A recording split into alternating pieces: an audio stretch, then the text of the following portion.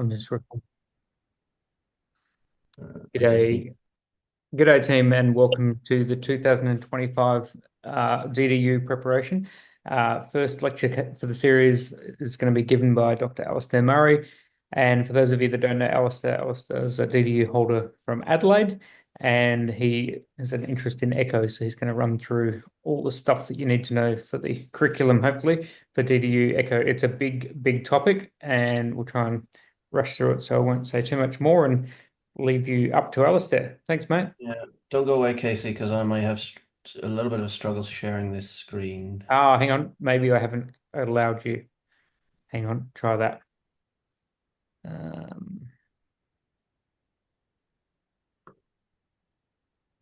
I think you have sharing permissions now. I Sorry. think I do. Yeah, Try it this is again. better.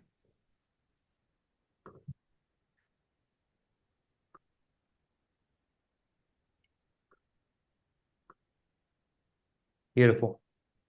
Does that look better? That's it. Great. Okay. So as Casey said, I'm a DDU holder and an examiner from Adelaide, a little bit on my own, but you seem to have sort of Adelaide focus to start the sessions. Patrick's following on from me with some cases, so I'm not going to spend a lot of time talking about the cases themselves and case examples. You'll have seen a fair amount, so it'll be just sort of hopefully a relative refresher for a lot of you.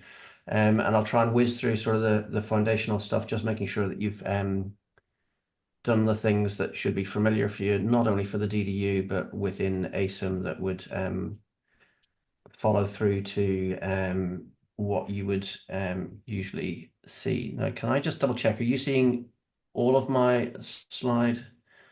Okay, let me just see if I can get.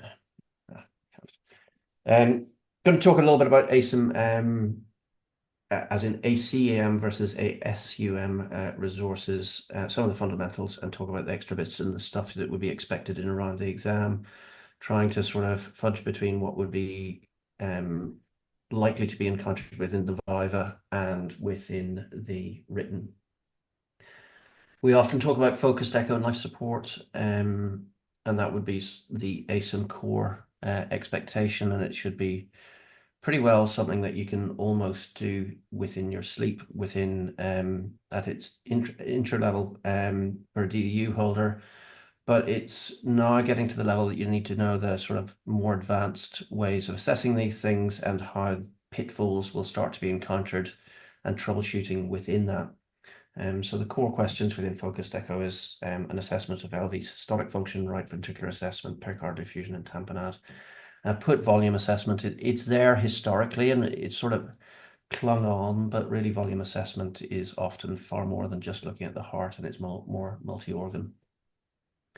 It's localized on your ASIM dashboard within ultrasound resources, and there's various different times it's going to take to work through each of the modules.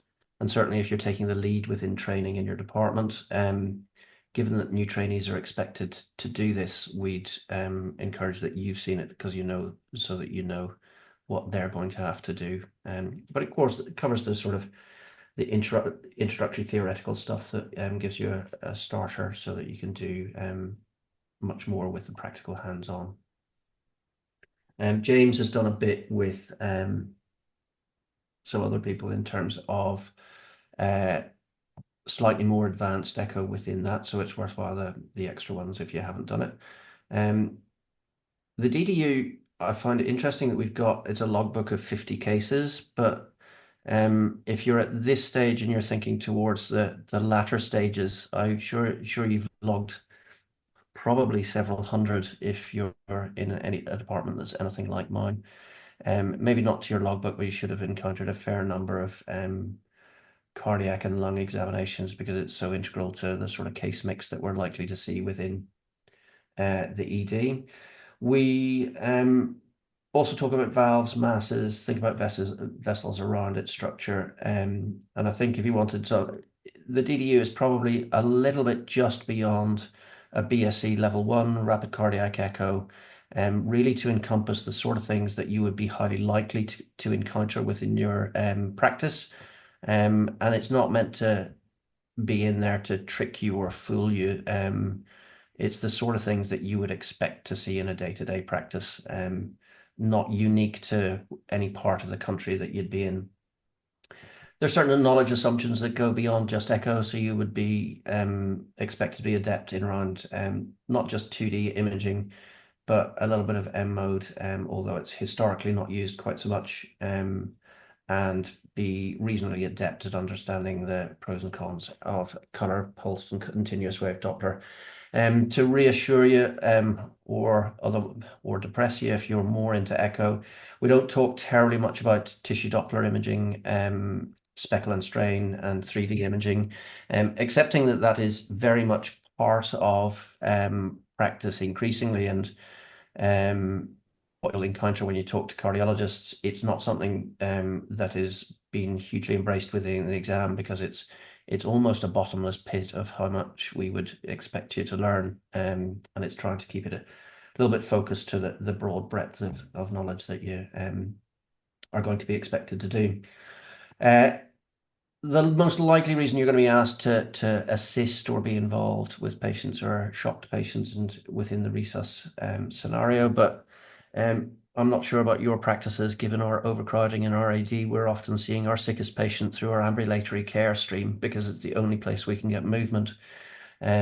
So you can be pretty sure you'll see them all over the place. Shortness of breath being common in terms of a combined heart and lung, and I think I rarely just do echo in terms of someone, but this in a similar sort of way that I'd clinically evaluate someone heart and lungs that just seem to integrally go together, and I'm going to be scanning both within things. Sometimes you'll be asked to look at murmurs, and it's starting to push your practice, and I think getting more experienced with getting used to different valve lesions is worthwhile, accepting that it is a more advanced area of echo to get grading of lesions, and it's beyond the DDU to give precise grading of lesions, but we would expect you to see severe lesions. So you're going to need to recognize severe MR, critical aortic stenosis, and they're the sort of things that are entirely reasonable because they're going to impact to safety of sedation and impact of how you're going to run your resus in around the room. Looking through the talk, I've time and time again, left ventricular systolic function seemed to be just such an enormous topic, and it seems so superficially simple until you start getting into the weeds of it, and there is so much more within it. I think back to when we all first learned about it. It's you think about someone's ejection fraction, and you don't look at anything else within an echo report, and it's just such a superficial assessment that it really doesn't paint the whole picture.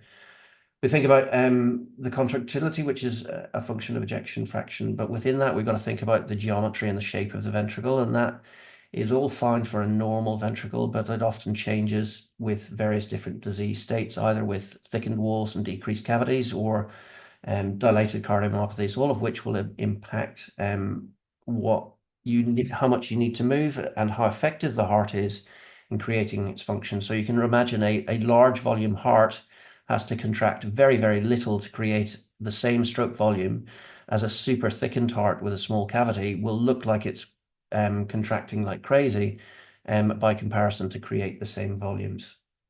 Preload and afterload is something that is a much greater impact on what we have within ED. A lot of the cardiac literature looks at all these circumstances where they're seeing someone in an echo lab and otherwise when they've walked in as an outpatient. And it means that the sort of variations in preload and afterload in reflection of critical illness and disease is entirely changed. And I think it's just important to bear it in mind in how we look at that. And that's not just in volume, it's to do with sort of obstructions within valves or relatively regurgitant flow. So I always encourage people to try and predict what you're going to expect almost before you put the transducer on the patient, because I think the most powerful times I've had echo, and I think most people who give anecdotes talking about things, and I'm sure it's yourselves as well, is when it's disrupted your usual thought process. We have a diagnostic momentum and a momentum in the way we think about things, but I'm sure any of you could list a criterion where you thought someone was clearly a P and it was a dilated cardiomyopathy, or vice versa, or they've had a significant pericardial effusion that you didn't see coming and took you down an entirely different path. I think we've got to bear in mind that some people have hearts that look better than they might be because of peripheral vasodilatation, and we need to bear in mind that that may be sort of making some patients have pseudonormalization. We need to think about the medications administered and whether someone's on pressors and inotropes in the context of what we're doing, which is not uncommon. So the heart can look normal when someone's on 20 of adrenaline, and you're going, well, that's clearly abnormal because it should be going crackers if it was an entirely normal heart, if it didn't need that adrenaline. And we touched briefly that ejection fraction isn't the same as stroke volume.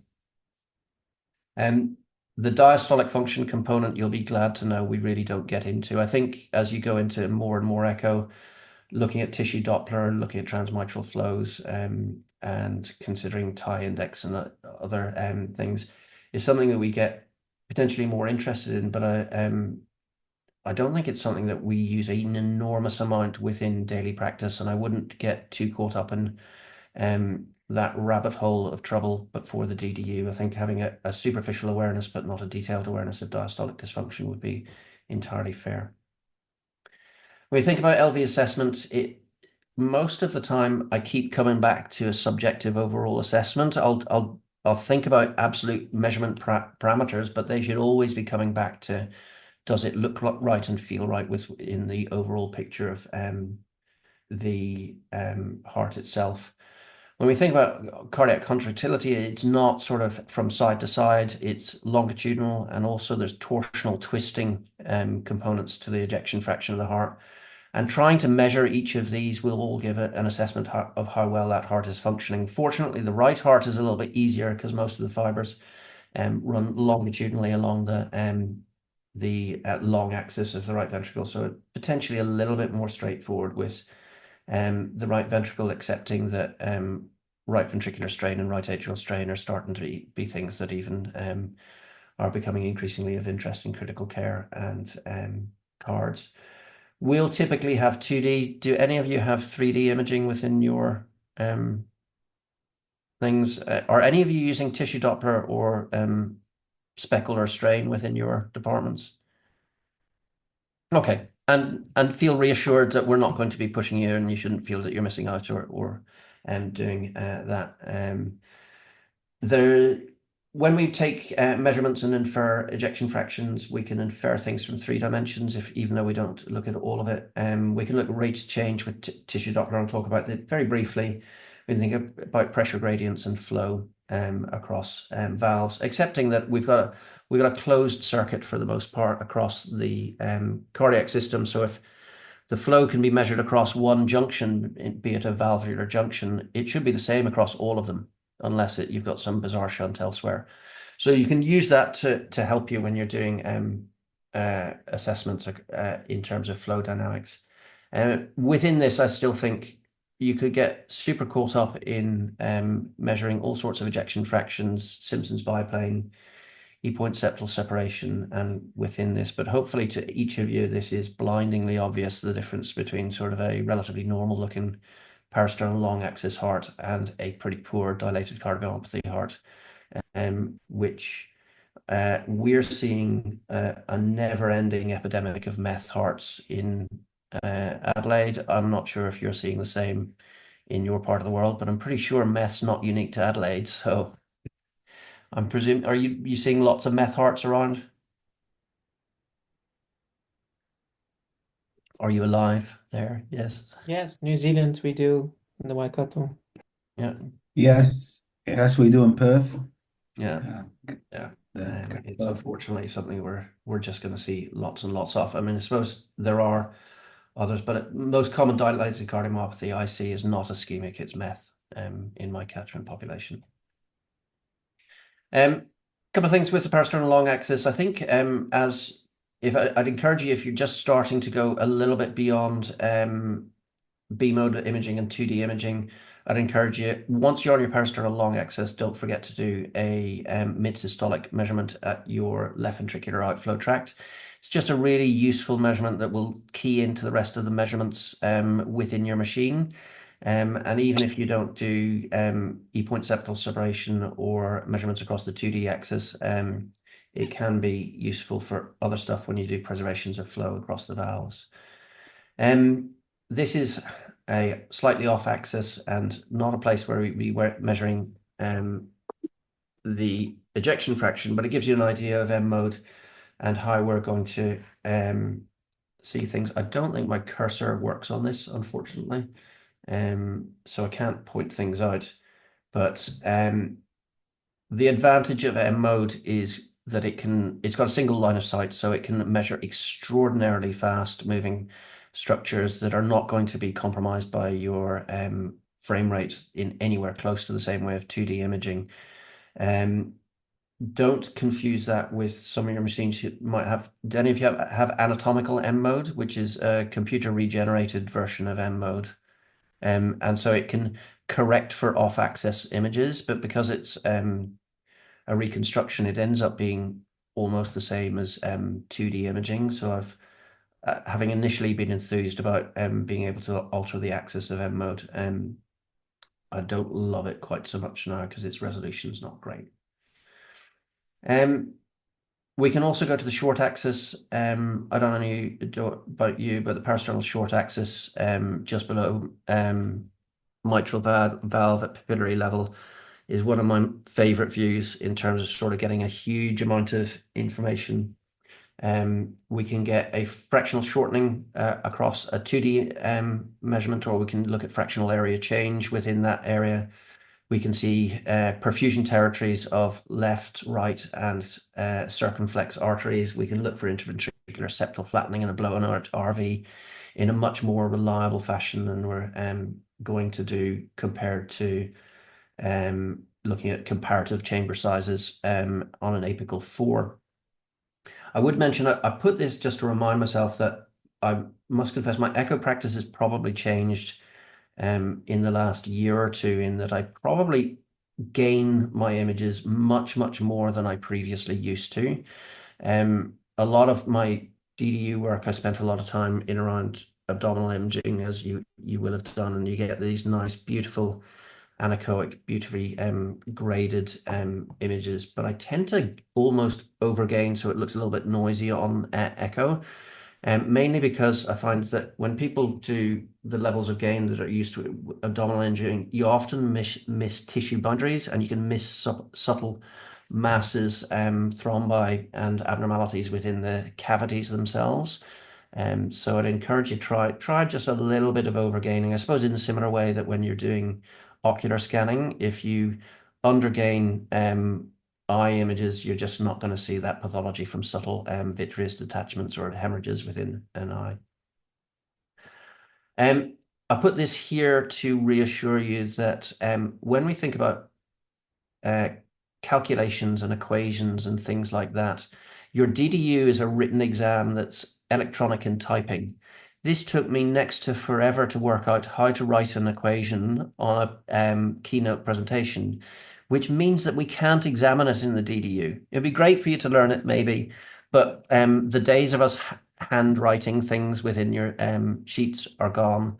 So I think you can infer that things that are equations will be extraordinarily difficult for us to ask you other than in a viva, which I think is unlikely. Having a ballpark knowledge that fractional shortening is obviously a smaller value because it's just a two-dimensional or a one-dimensional thing as opposed to a two-dimensional or three-dimensional, so it's obviously proportionally less than your ejection fraction. Fractional area change, very quickly, it's just changing your one-dimensional motion into an area change across systole and diastole, measuring the two measurements, and the difference between systolic area, diastolic area as a proportion. And fortunately, most of those calculations are done within our machines themselves. And even historically old machines will have those embedded calculations within them. I'd be very surprised if it's not there. E-point septal separation is something that's there. I'm not sure if you use a lot of, a little of. I use it a little bit just to reassure myself that my initial thoughts about someone's ejection fraction and cardiac function is right. So it should be coming up, and it should be almost hitting the interventricular septum. We do talk about 5 to 6 millimeters, but I really more commonly think of it as a Batman slap. If it's not slapping that interventricular septum, you've got an issue that's holding it back. The obvious caveat, anyone want to speak up about when it won't work? Mitral stenosis.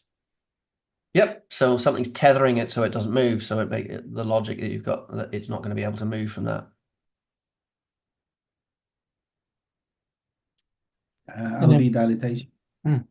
Yeah, so LV dilatation a little bit. It's got to work further, but that often the two go together, and a dilated LV will often have a degree of impaired function. But if you think about something tethering it, the other way of thinking about it is something pushing down on it. So if you've got severe aortic regurg, that jet will often come back and push down on your anterior aspect of your mitral valve, so it doesn't get things. And that's just the last thing I'll say about Perstone long axis was to encourage you to take that LVOT diameter just for embedding into your machine. When we move on to the 4-chamber view, I would encourage you to always think about trying to optimize things to look like a bullet as opposed to a pear or an apple. So your LV chamber should always look at that nice slimmed view in the shape of a bullet, as opposed to a much more squat, rounded view that you're going to see in this 5-chamber view. But you can see it looks all squat and wrong. And I think as you go on, you'll find that you can end up being surprisingly low in the chest, feeling that you're almost at iliac crests in some patients to get a true long axis view of their LV. And I just keep following it usually when I get my window to be able to find it. And then to reassure yourselves, you can, if you can get a good 4-chamber and then rotate to a 2-chamber, you're almost on the right spot. Because if you can't get a 2-chamber from a 4-chamber, you may be not quite in the right place.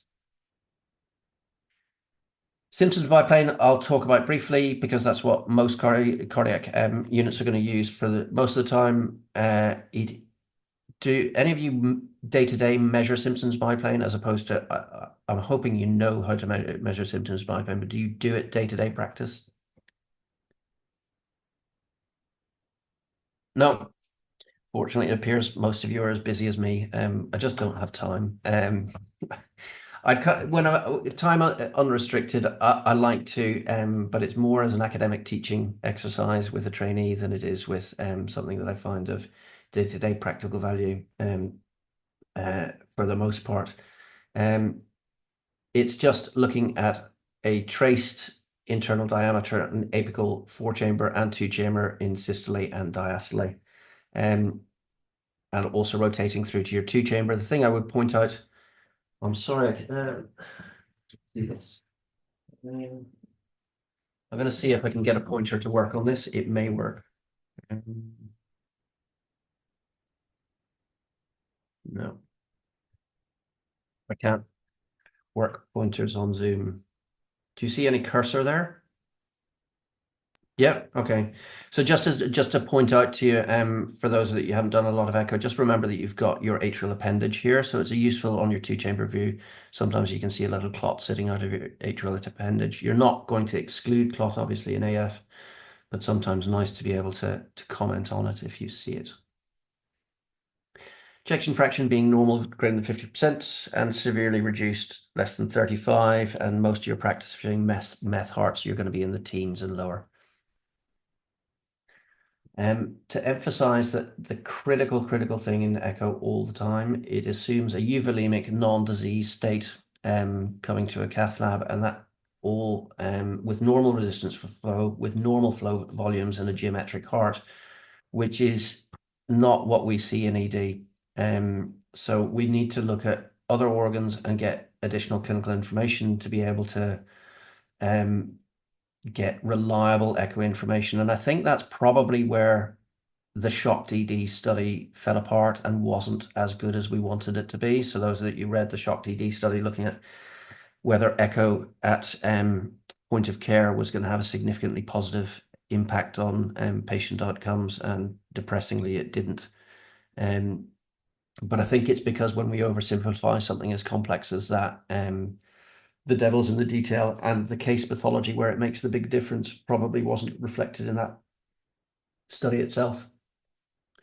But I'd like you to sort of briefly think about if you've got someone who comes into your department pre-existing with a bad heart, and then they become septic and get vasoplegic shock, they're artificially going to have a much, much better looking ventricle than they would otherwise do.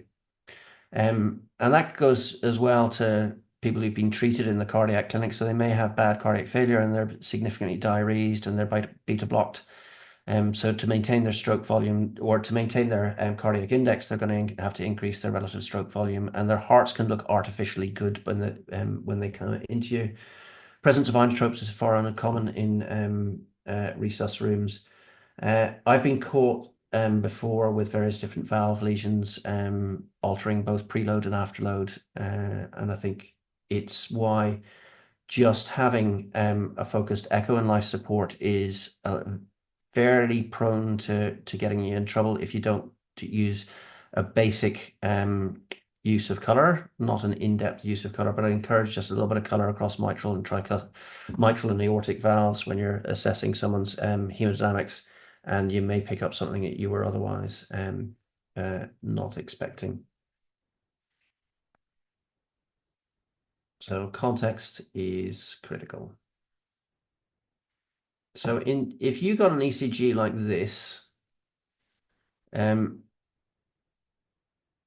how is if you did a parasternal long axis and tried to do fractional shortening, how well would that work on this?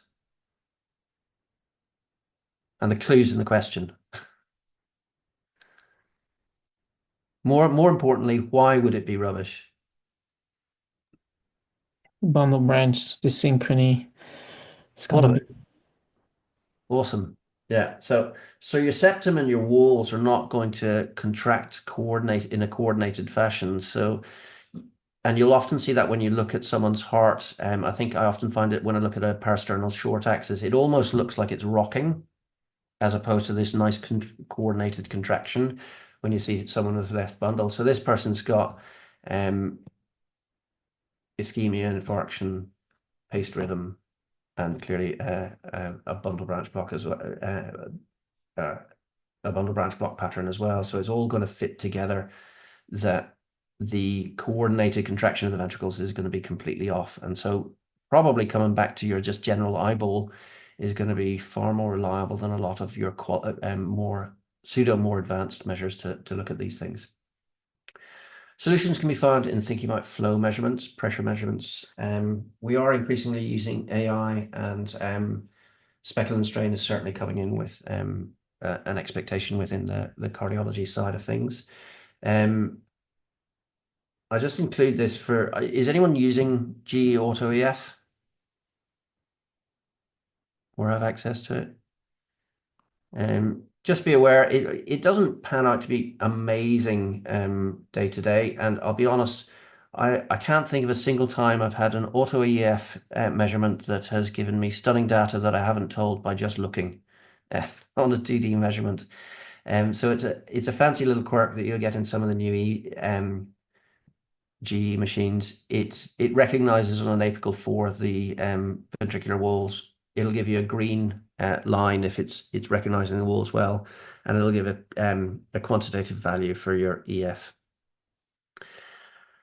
We can also use spectral Dopplers and flows and stroke volumes and cardiac indices, and you need to, if you're going to get cardiac outputs and stroke cardiac indices, you need to do that parasternal long axis measurement of the left ventricular outflow tract. So just reminding you, left ventricular outflow tract dimension, and then we look at a flow through your left ventricular outflow tract and take the VTI through there. Unfortunately, AI also can do this to help. and I think I've found, VJ, you're down in the bottom. I'm not sure if you've played around with auto VTI much. I feel more positive about auto VTI than I do about auto EF. And I actually was surprised at how relatively good, even with a relatively poor image, how the machines will pick up a reasonable LVOT VTI. To be honest with you, I don't have much experience on that because the machines that I'm using don't have that functionality. I'm using most of the Philips ones. Okay. It is an Epic, and they don't have that thing. Yeah. Look, I mean, I think the challenge with measuring VTIs and otherwise, there's a lot to be said when both you and your ICU both have similar machines, and so they're going to be able to integrate and get very similar measurements and use the same kind of AI across the board. And we currently have GE in terms of our ultrasound side of things, but I accept I've got mixed loyalties towards different manufacturers, so I'm actually more pro Philips for Echo, but more pro GE for day-to-day abdominal and most of the rest of ultrasound. I actually love Sonosite for procedure-based stuff, so I spread my loyalties wide.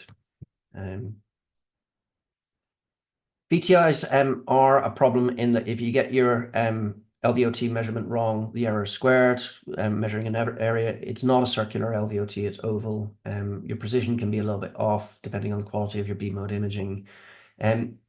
You'll often see, my mouse does not, all right. My mouse won't work, but if you can imagine if you look at the left ventricular outflow tract, I think you'll often experience that aortic root comes off at a significant angle on your apical 5-chamber view. So it can be difficult getting a true long axis view, and so your angle of interrogation can be a bit off. We usually give an angle up to 30 degrees as an error that we accept within most of imaging, but it is not ideal. Because of that, a lot of people will just use the VTI. They won't even measure the LVOT, so long as you've got consensus across people. And when you're looking at trends and responses to different therapies, I do think it's worth practicing, but it's unlikely to be the deal breaker within your practice. And you can obviously do VTIs across other valves, not just the LVOT. That's just an auto trace for what it's worth if you haven't seen it.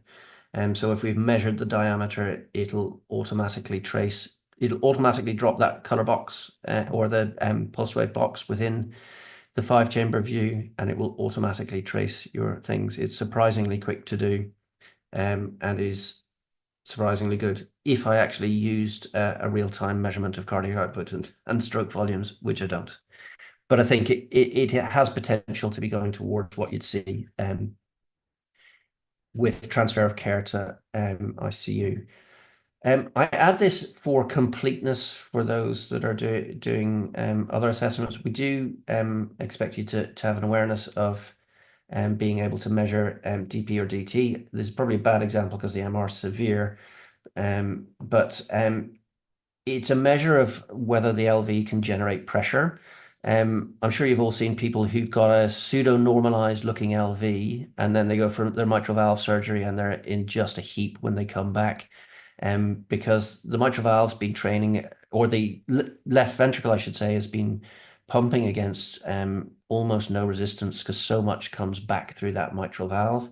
And that can be measured on a pressure curve between the 1 and 3 meters per second and how long it takes to generate that pressure and the steepness of that curve. But I include this because you can see how much, if you get even just a slight measurement error in the slope, measurement of that slope, you can have a very significant error in your absolute measurement. And for what it's worth, normal is greater than 1,000. Mentioned briefly AI. I think AI is going to drift in various different forms. And I think Speckle may even come into our things, but fortunately not for your exam, so you can rest easy. Mitral annulus movement will probably come a little bit more as we use more and more Doppler. Tie index you can't do if you don't have tissue Doppler, but you should have an awareness of it's how long it takes to generate pressure. It's a function of Isovolumetric contraction and relaxation related to ejection times, and 3D imaging. I'm just going to briefly show you tissue Doppler. Did any of you have tissue Doppler? I asked this. Yeah, Casey does. The shortest summary of tissue Doppler is instead of filtering out high amplitude, low velocity stuff, it changes the filter the other way. So normally we want to get rid of all the noise from the wall when we're measuring flows. So some clever person thought to do it the other way around, to look at the low velocity but high amplitude movement of the tissues that surround it, and that's how they generated the concept. And so we can put a pulsed wave Doppler within the tissue and look at that tissue movement and how that functions across the cardiac cycle. And that will give assessments of both systolic and diastolic function, and still remains a fairly embedded part of cardiac practice. 3D echo, I won't talk about terribly much. And the mechanics that I'd like to just emphasize, it's just that the way the LV works, it's a complex thing that a small part can cause it to go wrong. And it just means that the reason there are so many different ways to measure LV systolic function is because none of them are perfect. They're all prone to error. And sometimes, to reassure you, we can sometimes come back to what you thought on the really, really pseudo basic level was actually the right thing in the first place. This is just strain and speckle. It just looks at the relative movement within the cardiac walls, and it can give a bullseye target picture on the segments, and different patterns can correlate very well with different forms of disease. This will not be part of an exam, but it will be something that you'll see on echo reports across the things. Bringing it all together in that side of things, I tend to most commonly do an eyeball assessment of the LV along with probably an E-point septal separation and make sure that the two sit together. Rarely do I do a formalized measurement of fractional shortening area change or ejection fraction by biplane. I almost never use dP over dt.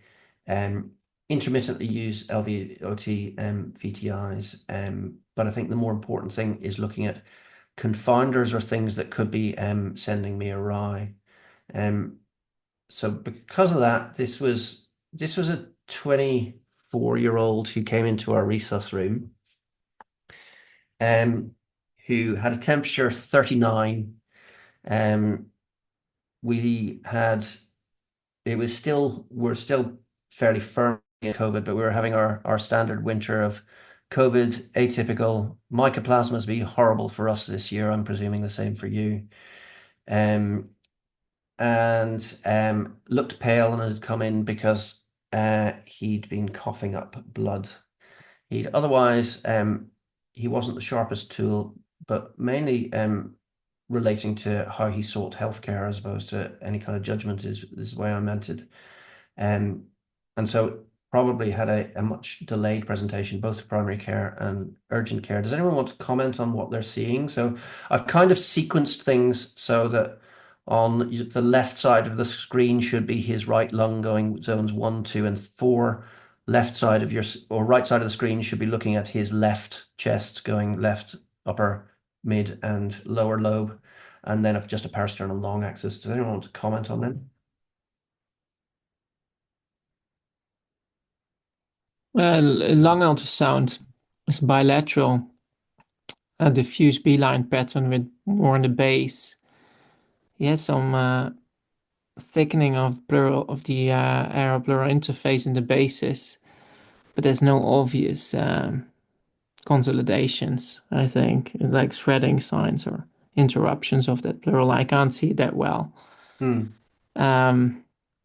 And his heart, the heart looks, it looks hyperdynamic. It looks like is the apical regions there kissing, but the base is sort of akinetic, maybe. It's a young patient. Just the LV size just it looks slightly bigger to me.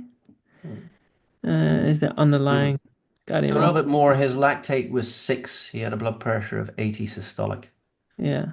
and this is 2 liters of fluid in. Yeah, so Temperature of 39. His chest X-ray just shows diffuse pulmonary infiltrates bilaterally. yeah, it's a Just really plug him and hyper- send him to ICU. Yeah. Yeah. I would like to see color over the. Okay. So what do you think of that color? Is this me being just rubbish at optimizing color? It is a little bit, but I've left the sort of very noisy image with good reason. I would like to see it in a different view, maybe as well, just in a 3-chamber view, and to interrogate the valves a bit more in detail. Use my zoom function as well to see what's that anterior leaflet. Is there a prolapse? I can. I'm Yeah, not sure. no, I hear what you're saying. Yeah. And so the key take home I'd take from this, and the thing that I got caught a little bit with some time ago, was because this the amount of color I was blaming myself endlessly that this was a challenge, and you will encounter this when people have very severe regurg. Sometimes the noise is just enormous, and you don't see that nice discrete jet that you're so used to with our most regurg, and this is a severe mitral regurg, and what he has is he's got a vegetation on that anterior mitral valve leaflet that when we come closer to that and zoom in on that, you can just about appreciate that with a degree of prolapse there.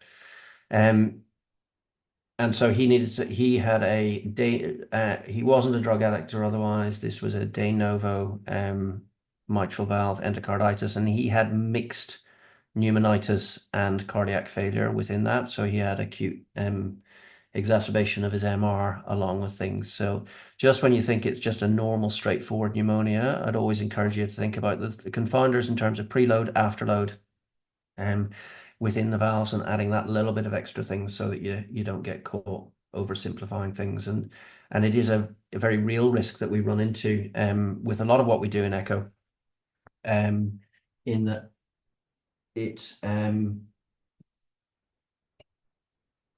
it gets very tempting to just have a momentum bias on very simple things and have premature diagnostic closure because we've got a test that's shown one particular thing within Echo. Other left heart things that you may get asked in your exam, always, I'm not trying to worry you. LV size and thickness will be part of it in terms of HOCM or otherwise. You may see common chamber masses, the extremes of aortic or mitral valve disease, but not subtleties. And I'm not trying to make you worried that we would give you anything that would be otherwise. So if it's HOCM, it's going to be this level of HOCM, okay? It's not going to be subtle, okay? If it's I suppose the HOCM, that didn't flow as a loop, right? The take home I would want otherwise from your resus side of things, I think the loop's not playing for some reason, is that think about septal HOCM and when it's relating to narrowing of your left ventricular outflow tract and potential hemodynamic consequence, which takes you into much more advanced resus, but it is relevant to our practice increasingly because some of our critical care patients are within that. So I'd say that's probably at the limit of the sort of more advanced left-sided stuff that you would be likely to encounter. This was actually a ex-trainee's views on one of our standard meth hearts who presented short of breath. Anyone want to comment on things? It's just a parasternal and the apical 4. And these are the images that just got recorded and I was reviewing later.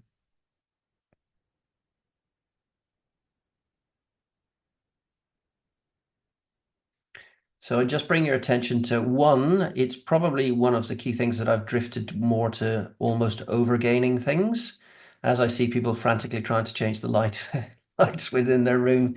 So if you overgain your images, you'll be less likely to miss this. So if you look at the apex, you're going to see this echogenic focus. So if you've got a really bad LV, you've got bad flow, and you're going to have an apical thrombus. So always think about cause and consequence. So this guy had come in with his just a routine decline in his LV systolic function with a degree of cardiac failure, but had a nearly missed apical thrombus, which had the consequences for his ongoing anticoagulation and prevention of stroke.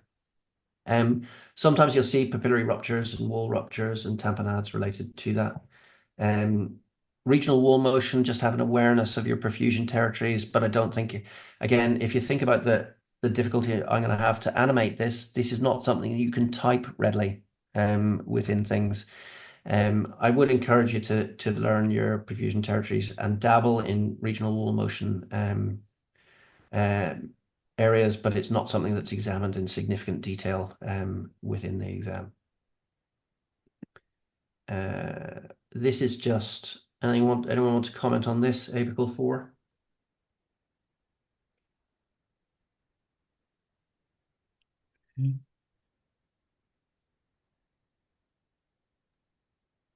So yeah. So probably a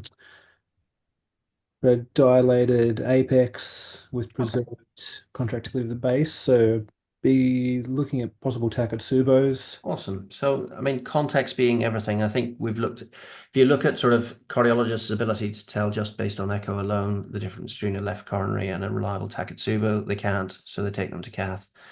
But the clinical context of an abrupt, stressful event would certainly make you think much, much more in around Takotsubo in the context of this. Good. We're going to run through the rest fairly promptly. I've spent a lot of time on the LV because it's so pertinent to everything that we do. Right ventricle is getting a lot more interest in the last number of years. Things that you're going to be asked about would be infarction, and I tend, whilst I include for completeness, pressure and volume overload, I tend not to try and get in the weeds of trying to differentiate between the two because I don't find it helpful. Likewise in pulmonary hypertension, I think having an awareness of features of acute versus chronic, but accepting that chronic pulmonary hypertensives get acute illness, and the differences and challenges in finding your way around these things can be very difficult. For the most part, we think about the RV being too big, whether it moves too little, and its effects on its adjacent structures. And we typically talk about a ratio of 0.6 to 1 on an apical 4, or a rule of thirds on a parasternal long axis. I don't love that, I've got to say. So whilst this is a clear example of a blown out RV on your parasternal long on the right side of the screen compared to a normal on the left, from comparison, obviously they've got that there. When we look at the apical 4 chamber view, I'm sure you've experienced both yourself and looking at reviewing other people's scans. If they rotate the transducer a little bit, they can artificially change those proportions quite significantly. And if you think about whether you cut through it at a perfect cross section at apical, you're going to get your 0.6 to 1 limit. But if they cross it like that on an apical, you're going to get entirely different proportions between your two chamber sizes, and it's why I just don't love it. And that can be equated both from overcalling disease when there isn't, and overcalling your disease when there is. So we've suddenly made the RV much smaller when it is in the context of a blown out RV. So your axis can make a very, very big difference. And certainly when people are trying to optimize things, they can inadvertently over-include or under-include disease when it comes to the RV. This is just a reasonably nice example of McConnell's. So hopefully you can appreciate a hyperdynamic apex and a relatively akinetic free wall. I'd love to get you all to speak up, but in the interests of getting you to the end of this, we'll limit it and flash on. This is a person who's in resus with a clot and transit in their RA. I keep asserting that you don't see it much, but it almost guarantees that I'll see a next one next week when I go into resus by the nature of these things. Parasternal short axis, as I said, I like very, very much. I do like looking for D-shaped septal flattening. I find it much, much more useful than relative chamber sizes. You would be expected to measure RV systolic pressure through a TR jet, and probably would need to have a rough idea of inferring right atrial pressures on this age-old chart, looking at relative collapsibility of the IVC and its absolute dimensions. IVCs, I think it's maligned and then it comes in fashion and then goes out of fashion again. I think within the confines that the IVC diameter should fit with what else you're seeing within your examination. If it's suddenly plethoric and it makes no sense, then it makes me think again, and vice versa. If it's really thin and thready and I'm saying this person's floridly volume overloaded, it might make me just think about looking at things again. But is rarely helpful at anything other than extremes. And we're also prone to getting the cylinder effect, but if we run off to the side, under measuring it or getting inaccuracies, and we can do that during the cycle, so we can make the size of the IVC change just on the scan slice rather than its collapsibility. So technique really does matter. Echo can risk stratify with thrombolysis. We're just bringing in a PESI. Anyone got a pulmonary embolus team within cards and cardiothoracics within their hospital now? It seems to be something that we're starting to embrace much more because of catheter-directed thrombolysis and embolectomies. Any of you getting that? No. I suspect it. I'm certainly not claiming we are cutting edge in my hospital. We're not. So I think it's imminent to a lot of the places that you're going to work. I'm sure you've seen people with like bilateral, very significant clot burdens, and when you look at their B mode echo, you see almost nothing on their echo. It's really disappointingly almost normal looking, and it's only if you look at pressure assessments across tricuspid and pulmonary valves will you pick up that they've got that pulmonary hypertension. But yeah, I've had a few that have gone that they really should have a much more abnormal looking echo and have been depressingly normal looking. So I don't rely on echo alone within that. Accepting that it's chronic pulmonary hypertension and otherwise free walls of your RV and anyone use the 60-60 rule? Yes, no? Measure it much? Yeah, Casey, yes. I go into and out of love of the 60-60. I think it's useful as an academic thing, but I think that the take home is that if you've got a huge TR jet, it implies that they've got chronic pulmonary hypertension because the RV is adapted to generate that pressure. So it's a small TR jet, small velocity TR jet that implies acute, when we often think that that's the wrong way around for a big PE. And then the acceleration time in the pulmonary artery is relatively abrupt. It's better than looking at this RV free wall, because if we look at this RV free wall, I think it talks about the image on the left like you've got this great RV free wall that you can measure, but I suspect most of the images you see are much more like the one on the right, and good luck measuring that RV free wall to assess acute versus chronic, accepting that it's not blown out in this, but it's those tissue boundaries due to trabeculations can often make it very difficult to measure that free wall. This is just an example of putting pulsed wave Doppler into the pulmonary valve and looking at the pulmonary acceleration time just proximal to the pulmonary valve. This is a normal jet, and you can see how you can measure how quickly that curve goes up. But my experience is the thing that you can do, rather than getting into the mess of measuring it. Sorry, this is just the TR jet, and this is a big jet implying a chronicity to this, and the combination of the two. But if you look at the right-hand image, this is a case of significant pulmonary hypertension, whereas the one on the left, by comparison, is a normal parabolic pulmonary vein curve, and this is known as the flying W. So it's got systolic notching of your pulmonary venous flow, and I find that just as an eyeball much quicker way to assess someone with significant pulmonary hypertension. I found that to jump out to the way I look at things much more than the measurements themselves. I would suggest to you that there is a far easier way to assess acute versus chronic, and that's to look in the legs. You got about a 40% chance that you'll pick something up. So I would increasingly, and has been borne out certainly within the last 6 months of our practice, that when we force people, even asymptomatic patients, to scan the legs in potential PEs, they pick up a significant number of clots. It's quoted about 40%. And even if you do, so it's not going to rule it out, but it can be a very useful rule-in in terms of your thought processes. TAPS we use for a RV systolic function, and normal being greater than 15, and it's got a prognostic significance. And we'll usually measure it on M mode. This is the example shown here. The machines will recognize when you work on a tangent with the measurements from systole and diastole. So we'll give you an absolute vertical measurement of the distance measured. So if you go on a diagonal measurement across that, it will actually give a printout of the vertical measurement on your scale, which is much easier than what's been attempted here.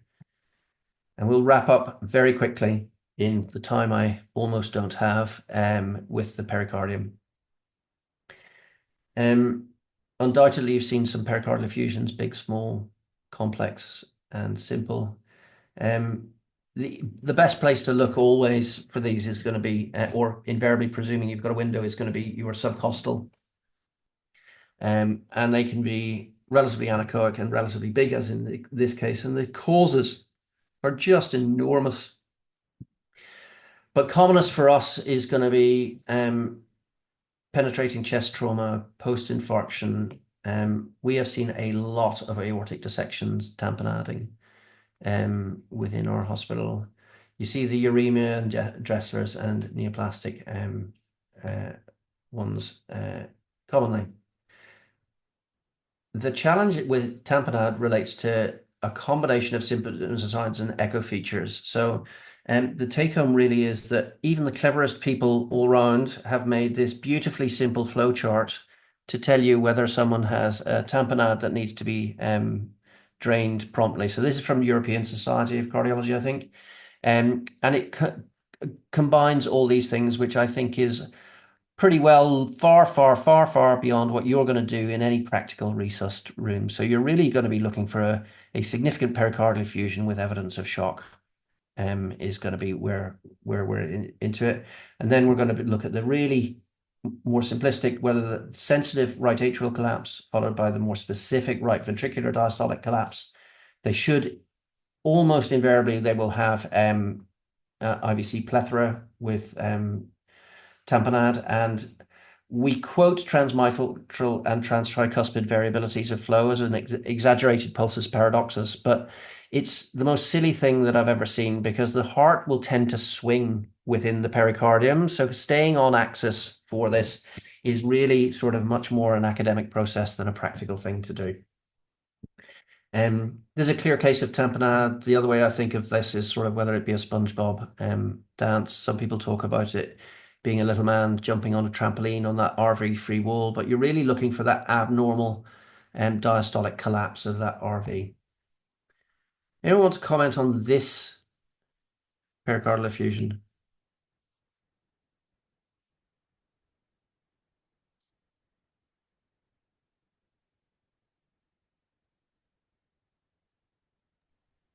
It's a moderate, if pericardial effusion, and there's features of tamponade with, you know, what most, if you look at the picture, is a really empty RV, a really empty LV. So yeah, I would probably give some fluids. Yeah. So we're giving fluids. This patient presented with a seizure. I think there is an increased echogenicity within the pericardial effusion. Absolutely. Yeah, there might be a clot.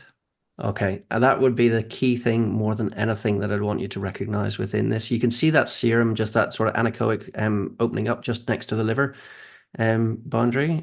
So when you get fresh clot in the pericardium, it can look echogenic like this. And this was a type A dissection with no chest pain, presented with a hyperperfusion seizure as their presenting complaint. And we had a run of 3 of them.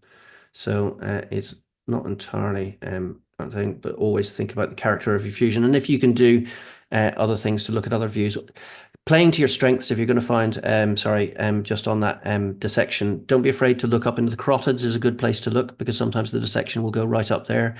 Even if you're struggling to get your suprasternal notch view, to look at the dissection, which has often got noise and difficulty with it, or just look at your abdominal aorta, and you'll often see a dissection flapping away within your abdominal aorta. So these big dissections, they go right the way down. They go all the way down to femorals and iliacs.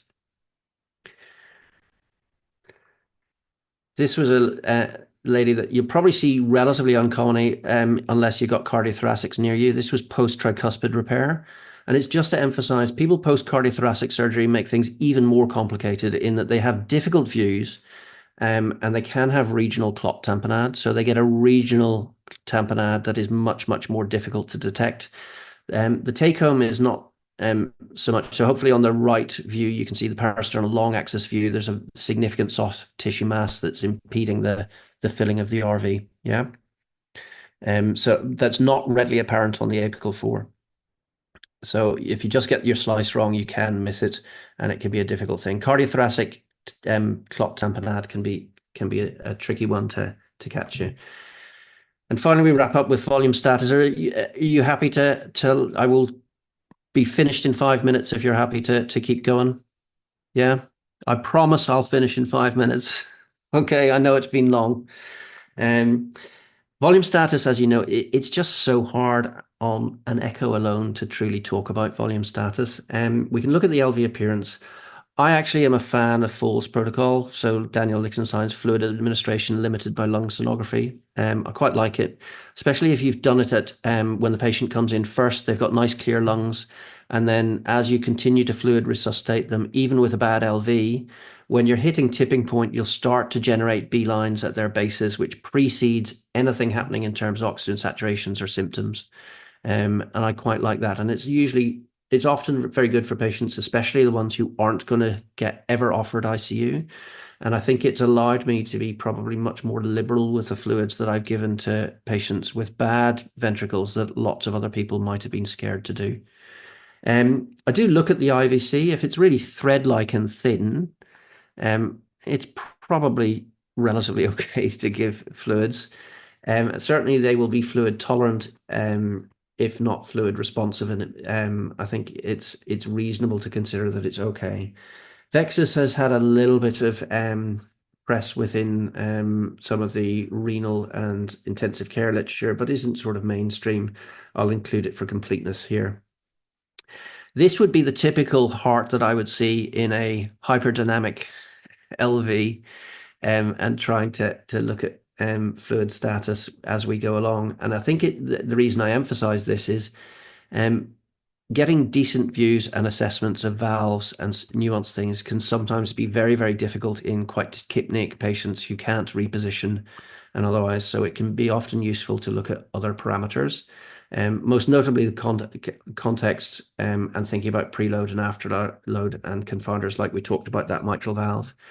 A super plethoric IVC is going to make you think about someone potentially being overloaded. So we can see plump IVCs in athletes and otherwise, but when it's almost like it's been inflated like this, the chances are there's something making that plump. This is an example of a guy who'd had over 4 liters of fluid, and you can see his lungs are starting to readily fill there. And we can also use Vexus, so that's venous excess using ultrasound. And that's looking at if your IVC is plethoric, it says don't prematurely say they're overfilled. Have a little look at the pulse wave Doppler in your hepatic veins, portal vein, and your renal vessels. And at a grossly oversimplified version, if it goes from monophasic venous flow to changing to very significantly pulsatile, you are more likely to be into the congested side of things. And if you want to read more about it, then I'm going to spare you going through the details of it here. Accepting valve lesions and otherwise will create imperfections within this itself. If anything within echo or anything was perfect, it would be uniform. So simplifies venous waveforms if they become pulsatile as opposed to monophasic. The left side of the screen, for what it's worth, is a hepatic waveform, and the right side is an increasing pulsatile portal venous flow. The final things that you're likely to see in the exam is extremes of valves, masses within chambers, dissections and life threats, and stuff that you're really, really likely to see within the emergency department. The aortic valve is going to be aneurysms, dissection, stenosis. Less so regurg in terms of quantification. You might be given a vegetation. If it is, it's going to be very obvious. If it's not moving at all like this, it's going to you should be able to comment on it and say that it's abnormal appearing, and then look at some of the quantifying stuff. Sometimes you've got a mixture of regurg and stenosis, and you just need to sort of look at sort of markers that's going to give you a quick idea that things are severe. So this is just putting a continuous wave Doppler through the aortic valve and presuming a normal LV systolic function. If you're getting a peak jet more than 4 meters a second, it infers it's likely to be severe. Mitral and left atrium is going to be stenosis, regurgitation, and masses, but they're going to be at this extreme. So they're going to be giant atria with severe MR, and you're going to see potentially regurgitation. I can't think of it. Spoiler, having seen I can't think of anything that we've ever asked you about Epstein's or right atrial echogenic abnormalities. You would be expected to recognize clot in transit or a big valve lesion that's suggestive of endocarditis, but they're going to be this big. Okay, these are the ones that you'd be really deeply apologetic if you're missing this level of endocarditis to people, and it's worthwhile being aware of. So your main focus of most of what you're going to be asking is LV systolic function. We look at RV overload and failure, but with looking at multi-organ assessment, thinking about causes of pericardial effusion as well as their consequences. And then most of the other stuff you're going to expect to see in your day-to-day practice, and it almost falls in your lap without even having to follow the curriculum. It's just should mostly happen in your practice. I'd be very surprised if you won't have seen anything within your practice. Certainly from an echo side of things, it would be something that I would have expected you to see would be in the exam, would be something that you would likely to encounter in your practice. All right.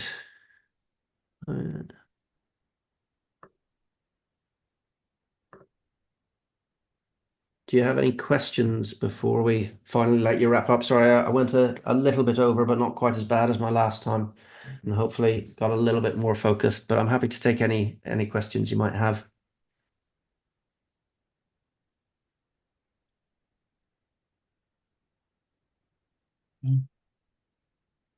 All right. With that, Patrick's will be much more case focused, so it will be less heavy, I promise you. So enjoy next week with Patrick, and I think I'm talking to you next about renal disease, but I'll try and keep it less. All right. Thank you very much, Thanks, Alex. guys. Wonderful. Thank you so much. Cheers. Thanks, Casey.